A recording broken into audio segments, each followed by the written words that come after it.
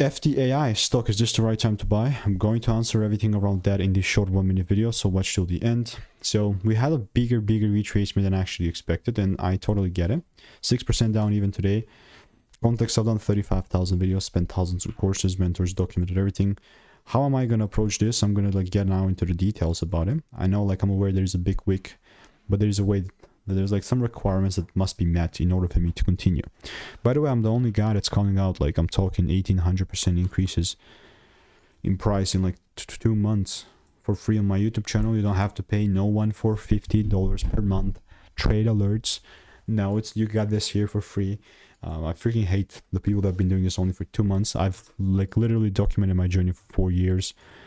My comments are not turned off. None of that BS, and there's no Patreon. The only thing that I would love to see is a proper shift, a proper double break, and then only then I'll take things up.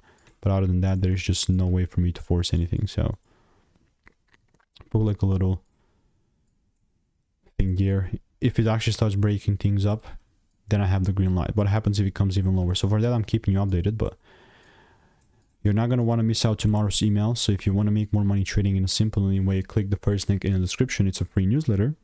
It's free, and I'll see you in the next one.